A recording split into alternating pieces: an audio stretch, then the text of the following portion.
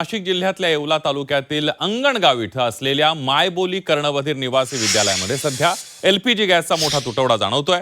तब्बल 120 विद्यार्थी इथं शिक्षण घेत आहेत, पण शाळेकडे आता फक्त 2 दिवस पुरेल एवढाच गॅस साठा उरलेला आहे। त्यामुळे मुलांना भाजी पोळीऐवजी खिचडी भात देऊन कसंबसं भागवावं लागतंय। गॅस सिलेंडर मिळवताना अडचणी येत असल्याचं संस्थाचालकांचं म्हणणं आहे।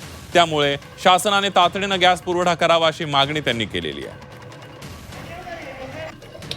भारतातील इंधन टंचाईची झळा नाशिक जिल्ह्यातील मूकबधीर शाळांना बसायला सुरुवात झाली आहे। या ठिकाणी तब्बल 100 विद्यार्थी शिक्षण घेत आहे आणि हे विद्यार्थी सध्या त्यांना अडचण निर्माण झाली। गॅस पुरवठ्याअभावी आता 2 दिवस पुरेल एवढाच गॅस साठा शिल्लक आहे आणि 2 दिवसानंतर जर गॅस पुरवठा झाला नाही तर या विद्यार्थ्यांच्या भोजनाचा प्रश्न निर्माण होऊ शकतो। ही काळजी संस्था चालकांना लागली आहे आणि जर 2 दिवसात शासनाने आम्हाला गॅस पुरवठा केला नाही तर विद्यार्थ्यांचा जेवणाचा प्रश्न निर्माण होऊ शकतो। संस्था चालक अर्जुन कोकाटे आपल्या सोबत आहेत। सर, काय सांगाल, काय सध्या गॅसची परिस्थिती आहे? 2 दिवस पुरेल इतका गॅस नक्कीच आमच्याकडे आहे, पण 2 दिवसानंतर या मुलांना उपाशी तर ठेवता येणार नाहीच।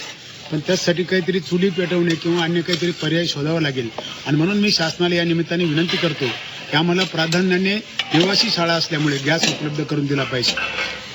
निवासी शाळा असल्यामुळे आम्हाला प्राधान्याने गॅस उपलब्ध करून द्यावा अशी मागणी संस्था चालकांनी केली आहे। त्यांच्या मागणीकडे आता शासन कसं पाहतं? सुदर्शन खिलारे, झी मीडिया, येवला, नाशिक।